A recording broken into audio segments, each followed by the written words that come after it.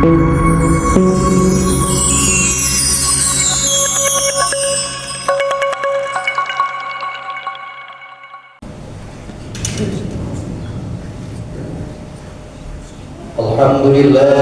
nasta'inu wa nastaghfiruh wa na'udzu billahi min shururi anfusina wa min sayyiati a'malina. May yahdihillahu fala mudilla lahu wa may yudlilhu fala hadiya lahu. Asyhadu an la ilaha illallah wahdahu la syarika lahu wa asyhadu anna Muhammadan abduhu wa rasuluhu alladzi la nabiyya ba'dahu. Allahumma shalli wa sallim wa barik ala sayyidina Muhammad wa ala alihi wa sahbihi ajma'in, amma ba'd. Fa ya ibadallah, ittaqullaha haqqa tuqatih wa la tamutunna illa wa antum muslimun. Ma'asyiral muslimin, orang-orang tua kami sidang salat Jumat yang dimuliakan Allah Subhanahu wa taala. Pertama dan yang paling utama, kita senantiasa memanjatkan puji dan syukur kita kehadirat Allah Subhanahu wa taala, yang mana atas rahmat dan hidayah sehingga pada siang yang berbahagia ini kita masih diberikan suatu nikmat, kesempatan, kesehatan, terlebih-lebih nikmat iman dan Islam, sehingga kita dapat bertemu kembali di rumah Allah ini dalam rangka melaksanakan sholat Jumat dengan berjamaah.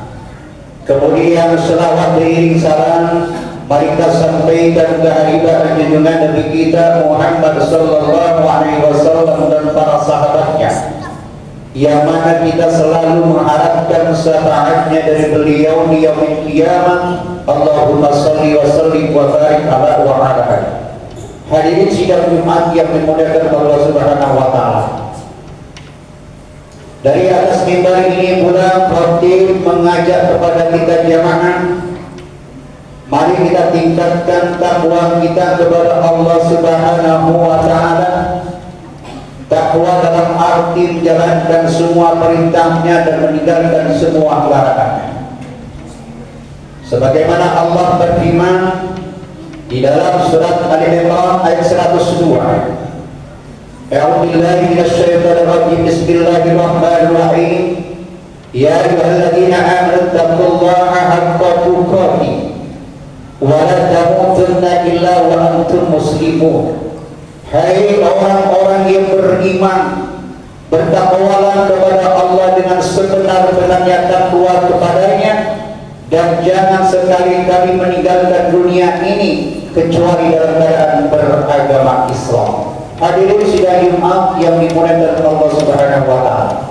Adapun judul khutbah pada kesempatan yang mulia ini yaitu berserah diri kepada Allah atau tawakal. Hadirin sidang Jumat yang dimuliakan Allah Subhanahu wa taala.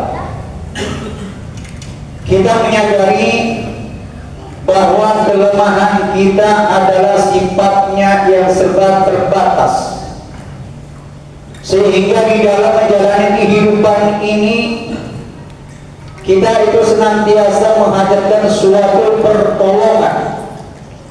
Sebab tanpa pertolongan orang lain kita tidak akan sanggup untuk menghadapi persoalan-persoalan hidup.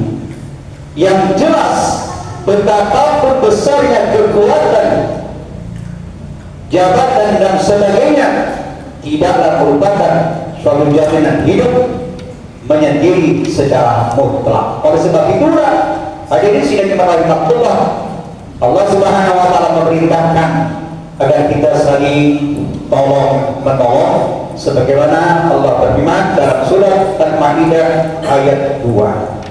Wa ta'awanu 'alal birri wat taqwa, dan bertolonglah kamu dan bertolong-tolonglah kamu dalam berbuat kebajikan dan takwa. Hadirin sidang rahimahullah, tolong menolong sesama hamba Allah itu sifatnya terbatas, baik urusan duniawi atau lahiriah. Akan tetapi pertolongan yang kita harapkan adalah pertolongan dari Allah Subhanahu wa ta'ala. Sebab pertolongan inilah yang menjadikan suatu keberhasilan atas usaha maupun pekerjaan kita. Hadirin sidang yang dimuliakan Allah Subhanahu wa ta'ala, kita baru saja berjaya di dunia ini, tapi kita jangan sombong. Allah segalanya, semuanya yang akan diberikan itu adalah dari Allah Subhanahu wa ta'ala. Kejayaan, kekuatan, kemakmuran, kesuksesan ini datangnya dari Allah Subhanahu wa ta'ala. Allah berfirman, A'udzubillahi minasyaitonirrajim. Bismillahirrahmanirrahim. Siapa yang akan mendapatkan pertolongan dari Allah? Ini pertolongan semua dari Allah. Namun pertanyaannya, siapakah yang akan mendapatkan pertolongan dari Allah Subhanahu wa ta'ala? Dalam hal ini Allah menegaskan dalam surat Al-Hajj ayat 34. Allah berfirman, "Wa ilahukum ilahun wahidun wa lahu aslimu wa basyiril mu'minin." Maka Tuhanmu adalah Tuhan yang Maha Esa. Karena itu berserah dirilah kepadanya dan tawakal, dan berikanlah kabar gembira bagi orang yang tunduk patuh. Dari ayat di atas dapat kita ambil suatu pengertian bahwa Allah Subhanahu wa ta'ala akan memberikan suatu pertolongan bagi hamba-hambanya yang berserah diri dan tawakal kepada Allah Subhanahu wa ta'ala. Setelah kita berusaha berikhtiar umpama, lalu kita serahkan diri kita kepada Allah Subhanahu wa ta'ala agar apa yang kita usahakan mendapatkan keberhasilan dari Allah Subhanahu wa ta'ala. Jadi pengertian tawakal di sini bukan berarti menyerah tanpa usaha atau tergantung kepada nasib atau masa bodoh. Jelas dalam ajaran Islam tiap-tiap usaha, tiap-tiap ikhtiar itu dibarengi dengan doa. Hadirin sudah dimaklumkan Allah. Jadi apabila kita selama ini sudah berusaha berikhtiar semaksimal mungkin, terus kita serahkan diri kita kepada Allah Subhanahu wa ta'ala, maka sesuai janji Allah, Allah akan memberikan suatu kehidupan yang baik. Sebagaimana Nabi sallallahu alaihi wasallam bersabda yang artinya, jika kamu menyerahkan diri sepenuhnya kepada Allah, maka Tuhan akan memberikan kamu rezeki seperti rezeki yang diberikan oleh burung-burung, di mana di waktu pagi mengalami lapar kembali sore dengan perut yang kenyang. Hadirin sidang rahimah Allah, dapat kita ambil satu simbol pengertian bahwa sampai makhluk yang tidak berakal saja bisa mempunyai kehidupan yang baik, apalagi kita manusia yang mempunyai akal dan pikiran, tentunya kita harus bisa berbuat yang lebih baik. Yakinlah, dengan usaha yang sungguh-sungguh dan ikhtiar yang sungguh-sungguh, kita serahkan diri kepada Allah Subhanahu wa ta'ala, maka kehidupan kita akan berubah. Tetapi sebaliknya, jika kita tidak mau berusaha, tidak mau berikhtiar, hanya doa dan doa, maka kita tidak akan berikan suatu kebahagiaan. Buka Al-Quran surat Ar-Ra'd ayat 11. Inna Allah la yughayyiru ma biqaumin hatta yughayyiru ma bi anfusihim.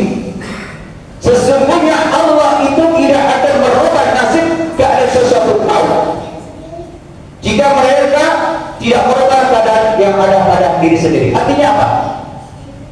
Allah itu tidak merubah nasib kita jika kita hanya tinggal diam, tidak mau berusaha dan berikhtiar, tidak pergi dengan doa. Hadirin sidang yang dimuliakan Allah Subhanahu wa taala.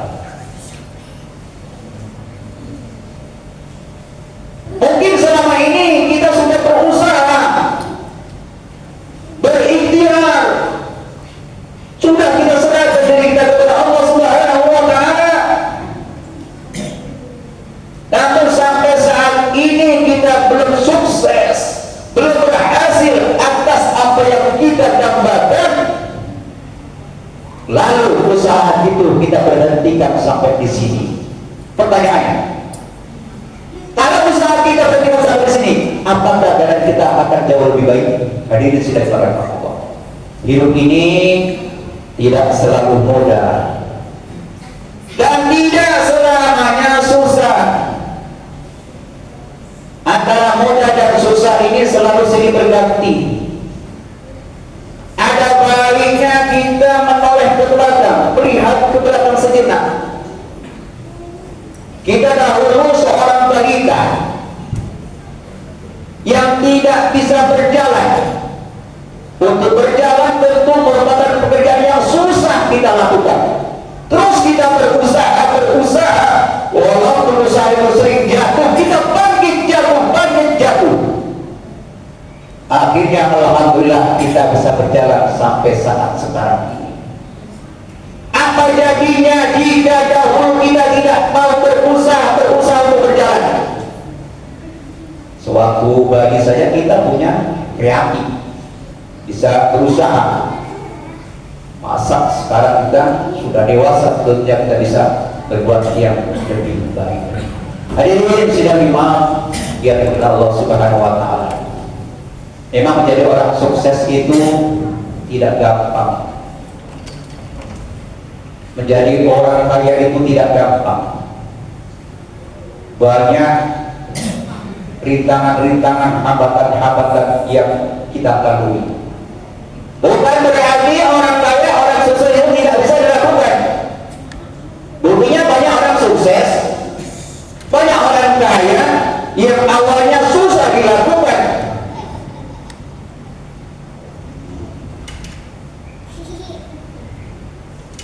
Ketidaksuksesan yang kita alami saat ini barangkali karena ulah kita sendiri. Jangan pernah menuduh takdir Allah sebagai penyebabnya. Barangkali ketika Allah Subhanahu wa taala memberikan suatu nikmat kepada manusia, tetapi tidak dipergunakan nikmat itu dengan sebaik-baiknya oleh manusia. Jadi kalau kita kaji lebih dalam lagi, Allah pantas mengukur kita. Kenapa? Ketika kita diberikan fasilitas, ketika kita diberikan suatu nikmat oleh Allah, namun kita tidak pergunakan dengan sebaik-baiknya.